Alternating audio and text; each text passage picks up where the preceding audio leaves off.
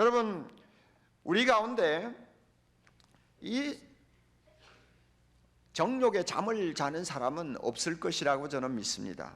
뭐 방탕하고 술 취하고 음란하고 호색하고 시기하고 쟁투하고 뭐 이러면서 정신없이 밤거리를 헤매는 사람처럼 인생을 사는 자는 하나도 없다고 생각을 합니다. 그러나 한 가지 우리가 주목해야 됩니다. 이 성경 말씀을 바울이 써서 보낸 대상이 술 먹고 비틀거리는 세상 사람이 아니고 예수 잘 믿는다고 소문난 로마 교인이었습니다. 로마 교인을 보고 지금은 자다가 깰 때가 되었다고 지금 말합니다. 로마 교인 보고 하는 이야기예요. 그리고 교회를 다니는 우리를 보고 하는 말씀입니다. 왜 그럴까요?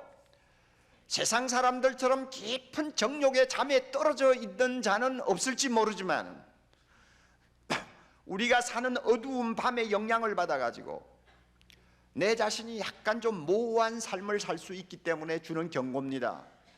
우리는 그리스도 예수로 옷을 입은 사람이어야 하는데 어떻게 보면 정욕의 옷을 입고 있기도 합니다. 그리스도의 옷을 입었는지 정욕의 옷을 입고 사는 사람인지 깊은 잠을 자는 사람인지 조우는 사람인지 구별하기가 어려운 이중생활을 할 수가 있기 때문에 바울이 이런 말씀을 성도들에게 주는 것입니다. 우리 모두에게 주는 것입니다. 그러므로 나는 정욕적인 생활하지 않아 이러고는 이 말씀은 나와 관계없다고 보지 마시고 나도 만에 하나 세상의 영향을 받아가지고 돈을 사랑하고 쾌락을 사랑하고 자기 자신을 사랑하는 정욕의 잠을 자고 있지 않는지 한번 돌아보아야 합니다. 돌아봐야 돼요. 제가 어릴 때 우리나라가 얼마나 가난했습니까? 그러니까 다들 옷이 없지 않아요. 주일날 교회 나올 때 보면 이상하게 해가 나오는 사람들이 종종 있었어요. 어떻게 해가 나오느냐 하면 양복 저고리에 한복 바지를 받쳐 입고 나오는 것입니다. 여러분, 요즘 같으면 그렇게 입고 나오는 사람 보면 정신이 약간 돈 사람이라고 생각할 거예요. 그러나 그 당시에는 그것을 자연스럽게 받았어요. 옷이 없으니까. 그래도 그 중에는 양복 바지에 한복 저고리를 입고 나오는 사람은 별로 없었지만은 한복 바지에 양복 저고리를 입고 나오는 사람은 가끔 있었어요. 여러분, 우리가 신앙생활을 하면서 이렇게 어중쩡하면 안 됩니다. 한복이면 한복이고 양복이면 양복이에요. 그리스도로 옷을 입었으면 그리스도 사람답게, 또 정욕으로 옷을 입었으면 아예 세상 사람답게 생활해야지 이것도 저것도 아닌 모습을 가지고 우리가 신앙생활하면 안 된다는 것을 지금 여기에서 경고하는 것입니다. 누가복음 21장 34절에 예수님께서 똑같은 경고를 하십니다. 너희는 스스로 조심하라. 이 너희가 누굽니까? 제자들입니다. 예수님 따라다니는 제자들이요. 너희는 스스로 조심하라. 누굽니까? 예수 믿는 우리 모두를 향해서 하시는 말씀입니다. 말세를 놓고 하시는 말씀이에요. 어두운 밤이 짙어가는 시간에 하시는 말씀이에요.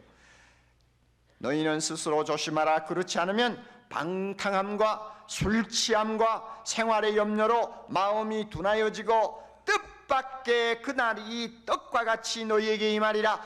예수님이 재림하시는 날이 뜻밖에 임할 수가 있다. 그러므로 술 취하지 말라, 방탕하지 말라, 염려의 마음을 빼앗기지 말라고 주님이 경고합니다. 왜 경고합니까? 우리도 그렇게 될 수 있다는 이야기입니다. 그러므로 이 말씀은 남의 이야기가 아니에요. 우리 모두 자신을 점검할 수 있기를 바랍니다. 여러분 마음이 세상적으로 좀 재밌게 살려고 하는데 자꾸 끌려갑니까? 막 돈을 쌓는데 거기에 신경을 곤두세우고 자꾸 마음이 끌려갑니까? 여러분 위험합니다. 여러분 위험해요. 주일날 교회 나와서 예배는 드릴지라도 여러분 잘못하면 잠을 잘 수 있어요. 아니면 좋을 수 있어요. 정욕의 옷을 입은 사람이 될 수도 있어요. 한 해 마무리하면서 자신을 돌아봅시다.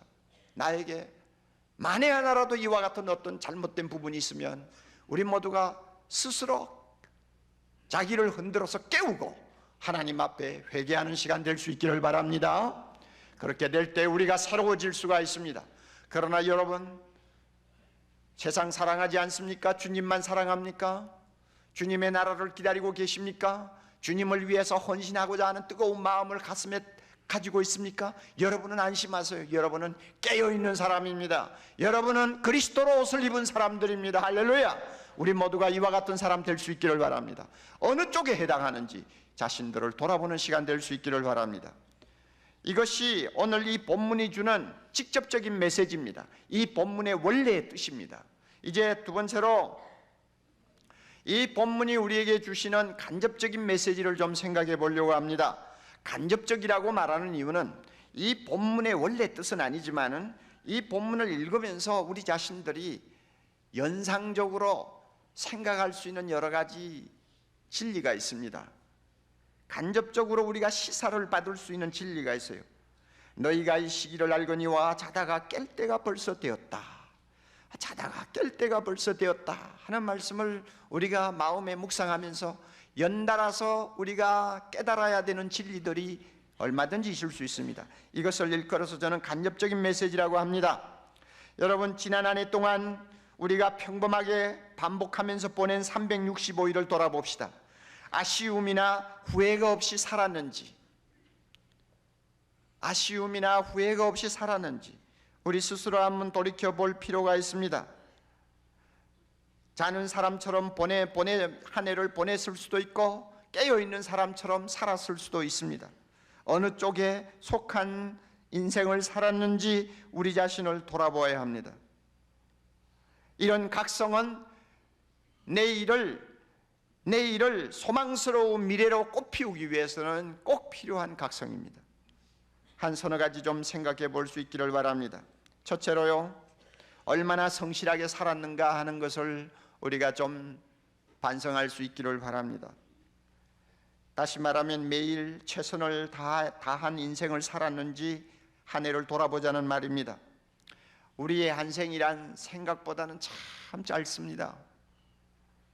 저 나이쯤 되면 이런 소리를 해도 금방진 소리가 아니라고 생각합니다. 정말 인생은 짧습니다. 하나님은 말씀을 통해서 이 사실을 우리에게 가르쳐주고 있습니다. 욥기서 14장 1절 2절을 보면 얼마나 실감나게 이 사실을 묘사하고 있는지 모릅니다. 여인에게서 난 사람은, 우리 모두가 여인에게서 났잖아요. 여인에게서 난 사람은 사는 날이 적고 괴로움이 가득하며 그 발생함이 꽃과 같아서 쇠하여지고 그림자같이 신속하여서 머물지 아니하노라. 세 마디로 인생을 요약하고 있어요.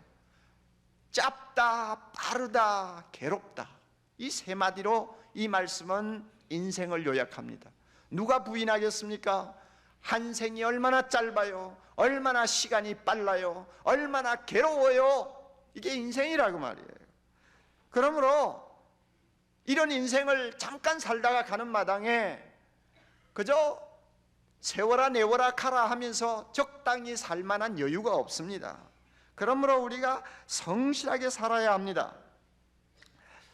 스위스에 있는 어느 한 유식한 노인이 컴퓨터를 가지고 자기 인생 80년을 한번 분석을 해보았답니다. 그랬더니 80년 가운데서 잠자는 데 보내는 시간이 26년이요, 먹고 마시고 식사하는 데 보내는 시간이 6년이요, 사람 기다리며 약속 지키는 데 보내는 시간이 5년이고, 그리고 직장에서 일하는 시간이 21년 이렇게 흘러간답니다. 그리고 이것저것 사소하게 들어가는 시간들 다 계산하고 나니까 실제로 내 시간이다, 그리고 정말 가치 있고 보람 있게 보냈다 하고 말할 수 있는 시간은 80년 중에서 2년도 안 되는, 이틀도 안 되는 46시간이라는 것입니다. 이틀도 안 되는 46시간밖에 남지를 않는다는 것입니다. 얼마나 인생이 짧습니까? 빠릅니까? 그러므로 우리가 하루하루 최선을 다해야 되거든요. 어딘가 성실하지 못했던 구석이 있으면 이 해가 가기 전에 하나님 앞에 잘못을 고백하고 다시는 이런 바보 같은 인생 살지 않겠다고 하는 결심을 할 필요가 있습니다. 이것이 자다가 깨는 거예요. 이것이 각성이에요.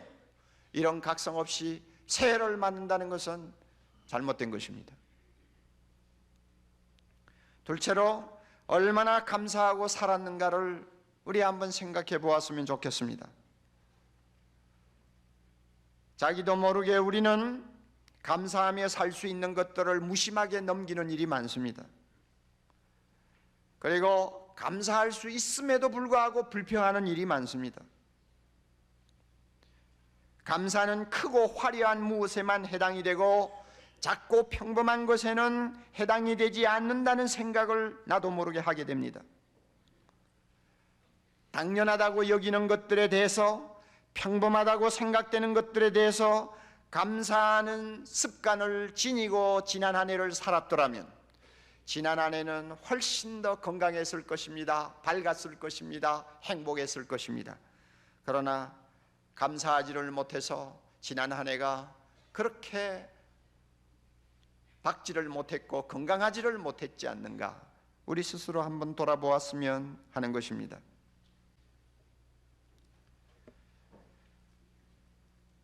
성탄을 앞두고 제가 참 감동적인 선물을 하나 받았습니다. 우리 교회 어느 자매가 보낸 선물인데, 집사님인데요, 그분에게는 미안하지만 제가 받은 감동이 있기 때문에 익명으로 이렇게 인용을 합니다. 보통 목사에게 선물을 보내면 목사님에게 드리는 건데 하고는 정성을 쏟아서 어떤 때는 좀 비싼 값에 사가지고 목사에게 선물을 보내는 것들이 일반적이죠. 그렇다고 여러분이 막 떼거리로 들어온다고 생각하지 마세요. 그러니까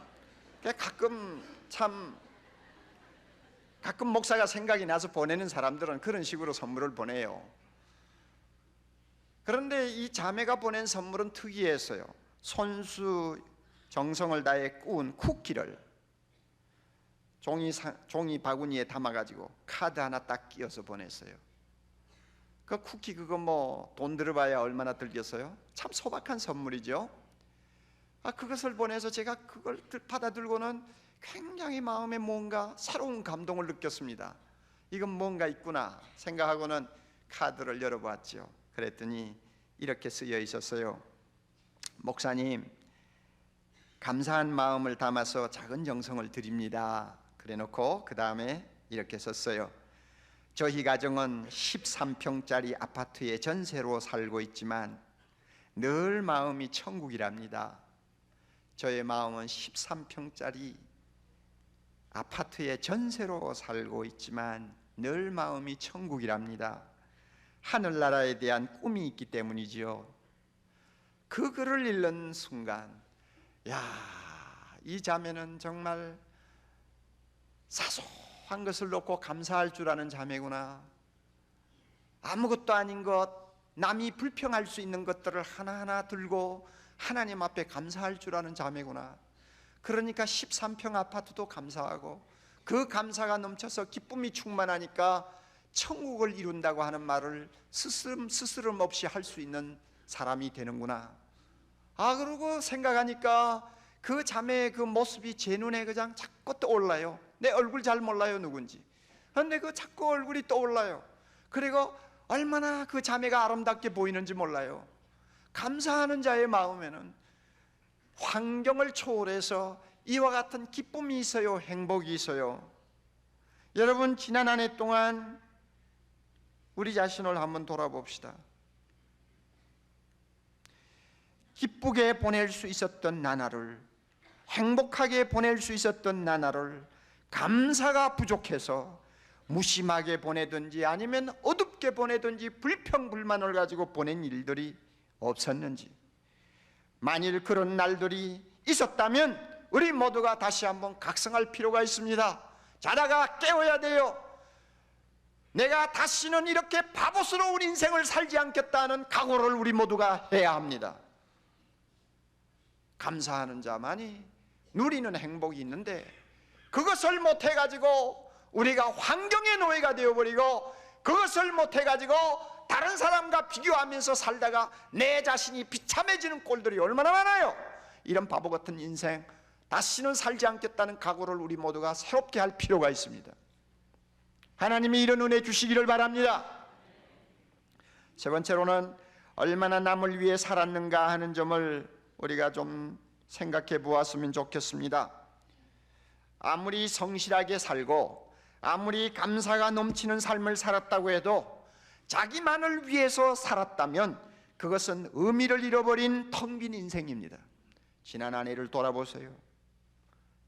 텅 빈 인생을 살지 않았는지. 우리가 남을 위해 무엇인가를 하는 삶이라야 의미가 있고 보람을 가진 알찬 인생이 되는 것입니다. 이런 삶을 살아야 짧은 인생을 길게 살 수 있습니다. 그러나 나만을 위해 나만을 생각해, 그것은 텅 빈 인생이에요. 우리가 그런 인생을 살지 않았는지 조용히 성령의 조명 아래서 우리 자신을 돌아볼 필요가 있습니다. 내가 남을 위해서 참 사는 삶을 살면 나도 행복해지고요, 나를 보는 다른 사람도 행복해지는 법입니다. 미국 하버드 의대에서 보고서를 하나 내는 중에 신조어를 하나 만들었습니다. 새로운 단어를 하나 만들었단 말입니다. 그것이 테레사 효과라는 말입니다. 우리 인도의 성녀 테레사 수녀에 대해서 잘 알고 있잖아요. 그 하버드 의대에서 테레사 수녀의 헌신적인 봉사활동을 전부 연구를 하는 중에 이 말이 생겼어요. 이게 뭐냐면, 테레사 효과라는 게 뭐냐면, 테레사 수녀처럼 남을 위해서 헌신적으로 사는 사람을 보면, 그리고 그런 사람을 생각하면 나도 모르게 기분이 좋아지는 거예요. 그리고 나도 모르게 내 마음이 착해지는 것을 느껴요. 그리고 기분이 좋고 착해지는 그 마음 때문에 그것이 몸에 영향을 주어가지고 신체 내에서 바이러스와 싸우는 면역 물질이라고 할 수 있는 IgA가 많이 분비가 된다는 것입니다. 이게 테레사 효과라고 그래요. 테레사 수녀처럼 남을 위해서 사는 사람 생각만 해도 내가 영향을 받는 거예요. 좋은 영향을 받아요. 그런 사람을 보기만 해도 내 마음이 착해져요. 그리고 그것이 몸에 영향을 주어가지고 면역체가 내 몸에서 자꾸 생겨요. 그러니까 내가 건강해지는 거 아니에요? 이런 테레사 효과가 있다는 것입니다. 최근에 저는 이런 테레사 효과를 실제 경험을 했습니다. 생각만 해도 기분이 좋아요. 그 사람 생각만 해도 참 저런 사람이 있다니 인생 살만하다, 정말 살맛이 난다 하는 생각이 들어요. 그리고 그런 사람의 생각을 하니까 내 마음도 착해지는 것 같이 느껴지고, 비록 그 사람만큼 내가 살지는 못해도 그래도 좀 살아보려고 노력하는 마음이 나에게 생겨요. 그러니까 그게 내 몸에도 영향을 주죠. 이게 테레사 효과란 말이에요. 여러분 아마 신문을 통해서 보셨을 거예요. 저는 그 기사가 너무 제 마음에 감동을 주어서 그 기사를 찢어가지고 제가 날마다 읽는 성경 저 뒤쪽에다 끼워놓고 빠져나가지 못하도록 스티커를 가지고 딱 붙여놨어요. 그것을 펴면은 그 사람의 기사가 나오고 그 가족들이 활짝 웃고 찍은 사진이 나와요. 충남 공주 어느 파출소에서 근무하는 이훈규 경장이라고 하는 분의 이야기입니다. 그 경장이니까 얼마나 여러분 어려운 생활을 하겠어요. 박봉에다가 20평 남짓한 작은 주택에 장인 장모에 자기 부부에 5살 난 쌍둥이에 이제 갓 태어난 아들, 이래가 7 식구가 산단 말이에요. 얼마나 빠듯하겠어요. 얼마나 숨가쁘겠어요. 과거에 저도 그런 생활 살아봤기 때문에 얼마나 여유가 없다는 거 우리가 다 알잖아요. 그런 생활을 사는 가정인데, 한 번은 이 순경이 어느 집을 찾았나 봐요. 남매가, 초등학교 다니는 나이에 남매가 사는 집인데 부모는 이 애들을 두고 다 가출하고 도망가 버리고 없어요. 그리고 조사해 봤더니 호적도 되어 있지 않은 아이들이에요. 부모도 없이 사니까 남의 집을 다니면서 훔쳐 먹다가 이제 소문이 난 것입니다. 순경이 가서 보니 그날따라 찬물에다가 라면을 불켜가지고 그것을 먹고 앉아 있는 거예요. 얼마나 비참한지. 가서 말도 한마디 못하고 순경이 돌아왔어요. 돌아와가지고 아내를 붙들고 이렇게 말했답니다. 우리 그 아이들 너무너무 불쌍한데 우리 집으로 데리고 와서 키우자. 여러분, 그게 말이 됩니까? 아내가 펄쩍 뛰었죠. 그런데 그 아내가 남편의 그 마음을 읽었어요. 자꾸 마음이 캥겨요. 그래서 남편이 출근한 다음에 자기가 직접 그 애들이 사는 집으로 가봤답니다. 가가지고는 뭐 아무 말도 못하고 돌아오면서 내내 울고 돌아왔어요. 그리고는 퇴근한 남편을 붙들고 그 애들 데리고 오자고 둘이서 합의를 했습니다. 그래서 데리고 왔어요. 데리고 와가지고는 호적을 따로 시키고 그 다음에 생활보호 대상자로 지정받게 해서 매달 받는 생활보조금 26만 원을 그들 남매의 이름으로 통장에 저금하도록 다 만들어주고, 그리고 그 두 아이를 데리고 산 지가 이제 6년이나 되는 거예요. 그 애들이 벌써 중학생이 됐어요. 그 아이들과 함께 가족들이 찍은 사진을 보면서 저 자신이 테레사 효과를 맛본 겁니다. 야, 참 목사보다 낫다. 목사보다 10배로 낫다. 그 사람들이 예수 믿는 사람인지 안 믿는 사람인지 신문에서 말하지 않으니까 모르지만 정말 이런 사람들이 세상에 있다는 것은 정말 신나는 이야기다. 정말 살맛나는 이야기다. 저 자신이 그렇게 느끼니까 그 신문지를 오래 가지고 성경 속에 끼워놓고 안 잊어버리려고 제가 하고 있는 거예요. 남을 위해 산다는 것이 얼마나 아름다운 것인가요?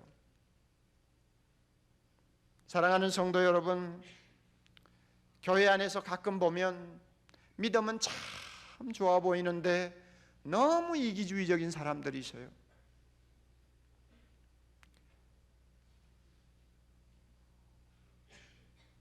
내 가정, 내 자식, 내가 편안하게 사는 것밖에 몰라요. 기도를 해도 자기만을 위한 기도요. 믿음은 좋아 보이는데 너무 이기주의자예요. 이것은 하나님이 미워하는 삶입니다. 고린도전서 10장 33절의 말씀입니다.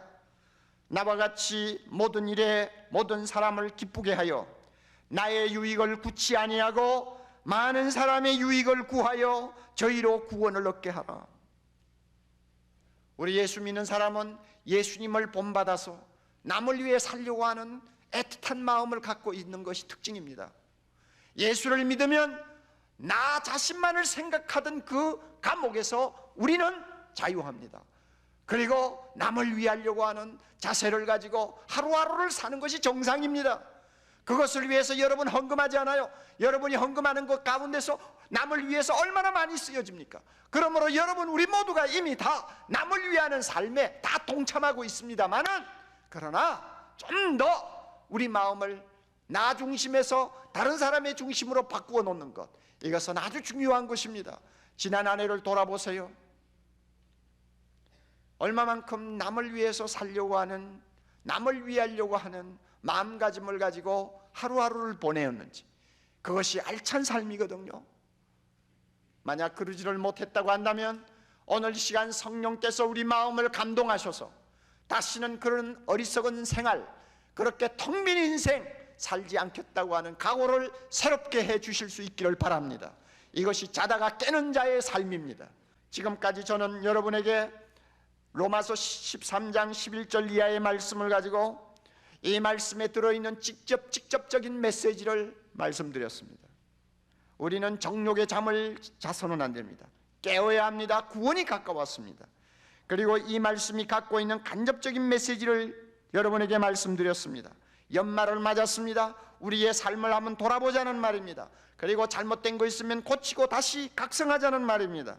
성실하게 살았습니까? 얼마나 감사하며 살았습니까? 얼마나 남을 위해 살았습니까? 우리가 이 사실을 하나하나 점검하면서 우리 자신이 잘못된 부분이 있으면 깨어나야 합니다. 다시 그런 삶을 반복하지 않겠다는 새로운 각오를 할 필요가 있습니다.